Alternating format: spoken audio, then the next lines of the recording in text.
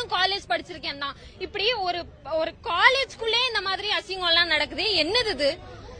ஆளுங்கட்சியோட உதவி இல்லாம அவர், அதாவது ஆளுங்கட்சியோட இருக்கும் அப்படிங்கிற தைரியம் இல்லாம அவர் இதெல்லாம் பண்ணிருப்பாரு நீங்க நினைக்கிறீங்களா? நிச்சயமா கிடையாது. அப்ப எல்லாரும் எல்லாத்துக்கும் உடந்தையா தான் இருக்கீங்க. பெண்களை எப்ப சேஃப்டியா நாங்க எந்த டைம்னாலும் வெளியில வர்றது.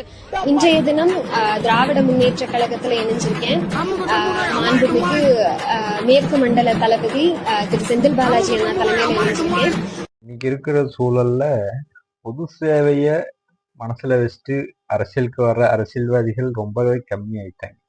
அவங்களோட நோக்கமெல்லாம் தங்களை பிரபலப்படுத்திக்கணும், விளம்பரப்படுத்திக்கணும். விளம்பர நோக்கமும் வியாபார நோக்கமுமா தான் இருக்கு இந்த அரசியல்ல. இன்னும் சொல்ல போனா எங்க கேப்டன் எல்லாம் விழுந்த கதையே அதுதான். அவர் மக்களுக்கு நன்மை செஞ்ச அளவுக்கு ஆளுங்கட்சி ஆண்ட கட்சி கூட செஞ்சிருக்க மாட்டாங்க. இன்னும் சொல்ல போனா அவங்க செய்ய வேண்டிய கடமை. அவங்க சீஃப் மினிஸ்டரா இருந்திருக்காங்க, இந்த தமிழ்நாட்டை ஆண்டிருக்காங்க, வரி வாங்குறாங்க. அது பண்ண வேண்டிய கடமையை அவங்க பண்ணிருக்காங்க. ஆனா எங்க கேப்டன் எந்த ஒரு எதிர்பார்ப்பும் இல்லாம மக்களுக்கு தான் உழைச்ச பணத்தை, சம்பாதிச்ச பணத்தை தன்னால முடிஞ்சதை இல்லாதவங்களுக்கு பண்ணியிருக்காரு. அப்படி இருந்த ஒரு மனிதனை இந்த மீம்ஸ் கிரியேட்டர்ஸ், இன்ஸ்டாகிராம், யூடியூப் அந்த மாதிரி போட்டு போட்டு போட்டு போட்டு அந்த மனுஷனை ஒண்ணுமே இல்லாம பண்ணிட்டாங்க. இன்னைக்குள்ள சூழல்ல நான் ஒரு இன்ஸ்டா பிரபலமா, நான் ஒரு யூடியூப்ல பிரபலமா, நான் என்ன சொல்றேனோ அதை கேட்க 10 பேர் இருக்காங்க, நான் பெரிய அரசியல்வாதி, அந்த மாதிரி ரேஞ்ச் ஆயிடுச்சு. இது எனக்கு இந்த கட்சி பிடிக்கலையா, இந்த கட்சி மேல கம்ப்ளைண்ட் பண்ணிட்டு அடுத்த கட்சிக்கு போயிடுவேன், அந்த மாதிரி ஆயிப்போச்சு. தாவேக்கால இருந்து இவங்க போயிருக்காங்க. தாவேக்கால இருக்கும்போது ஆளுங்கட்சியை குற்றம் சாட்டின இந்த ஒரு நபர் அதே ஆளுங்கட்சிக்கு போயிருக்காங்களே, அப்ப குற்றம் சாட்டப்பட்டது என்ன? இதுல இங்க நல்லது இருக்கு? இவங்க என்ன நோக்கத்தோட அரசியலுக்கு வந்தாங்க? அவங்களோட அரசியல் பார்வை எப்படி இருக்கு?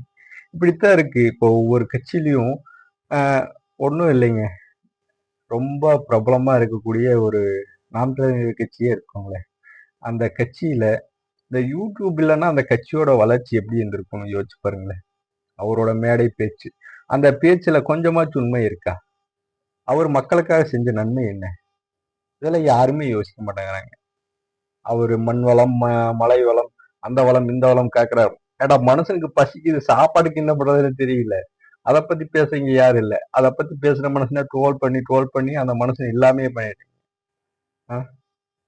நீ அரசியல் எல்லாம் ஒரு சாபக்கேடு. அரசியலுக்கு நல்லவங்க வர்றது சாத்தியமில்லாத ஒண்ணு. யாராருக்கு ஏமாத்த தெரியுமோ, யாராருக்கு ஃப்ராட் பண்ண தெரியுமோ, யாராருக்கு வாய் இருக்கோ அவங்க எல்லாம் பொழைச்சிக்கலாம். அந்த மாதிரி ஆயிப்போச்சு.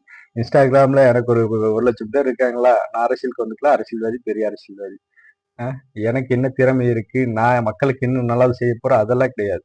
எனக்கு இன்ஸ்டாகிராம்ல ஃபாலோவர்ஸ் இருக்காங்களா, யூடியூப் வச்சிருக்கேனா, ஃபாலோவர்ஸ் இருக்காங்களா, பெரிய அரசியல்வாதி. அந்த ரேஞ்சில் போயிடுச்சு இன்னைக்கு அரசியல். உண்மையை சொல்ல போனா யோசிச்சு பாருங்களேன், தமிழ்நாட்டோட ஆளுங்கட்சியும் ஆண்ட கட்சியும் ரெண்டும் எந்த அளவுக்கு நல்லது பண்ணியிருக்காங்களோ அதை விட எங்க கேப்டன் ஒரு மடங்கு ஜாஸ்தியா பண்ணியிருப்பாரு. காரணம் என்னன்னா, அவங்க மக்கள் வரி பணத்துல மக்களுக்கு நல்லது பண்ணியிருக்காங்க. எங்க கேப்டன் உழைச்ச காசை மக்களுக்காக, அதாவது என்றதை செய்வோம் இல்லாதவருக்கு என்ற தாரக மந்திரத்தை முன் வச்சு மக்களுக்காக நன்மை செஞ்சிருக்காரு. ஆனா அதெல்லாம் மக்களுக்கு தெரிஞ்சு பண்ணாங்களா, தெரியாம பண்ணாங்களான்னே தெரியல. இப்ப இந்த சீமான் ஆதரிக்க என்ன காரணம்னே எனக்கு தெரியல.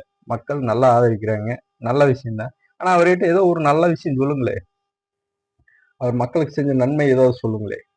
அது நாம் தமிழர் கட்சிக்காரங்களை கேட்டா கூட சொல்ல முடியாது. எங்க கேப்டன் கேட்டா 1000 10,000 சொல்லலாம். அவருடைய இறப்புக்கு அப்புறமா, அவர் இறக்கல, இருக்காரு. அவருடைய மறைவு, அவரு இல்லாதப்போ இத்தனை மக்கள் அவர் பண்ண நல்லா சொல்றாங்க. ஆனா இருக்கும்போது அவரு கேலி கூத்தா பார்த்து இது பண்ணதுக்கு முக்கிய காரணமே இந்த இன்ஸ்டாகிராம் மாதிரி, பேஸ்புக் மாதிரி, யூடியூப் மாதிரி இந்த ட்ரோல் பண்ணி அந்த மனுஷனை ஒண்ணுக்குலாம் போயிட்டாங்க. இனி எல்லாம் அரசியல்ல நல்லவங்க சாத்தியமே இல்லாது, நல்லவங்களால வாழவே முடியாது. அவ்வளவுதான். நன்றி, வணக்கம். இது அந்த தாவேக்கால அவங்க பேசுன மாதிரிதான். தாவேக்கால மேக்சிமம் எல்லாரும் அப்படித்தான் இருக்காங்க. அவங்களோட விளம்பர நோக்கத்துக்காகவும் வியாபார நோக்கத்துக்காக மட்டுமே இந்த அரசியலுக்கெல்லாம் வர்றாங்க. தாவேக்கால மட்டும் இல்லைங்க, எல்லா கட்சியிலும் அப்படித்தான் இருக்காங்க. நன்றி, வணக்கம். யாரும் பொது சேவை பண்ணணும், மக்களுக்கு நன்மை பண்ணணும்லாம் அரசியலுக்கு வரவே கிடையாது. நன்றி, வணக்கம்.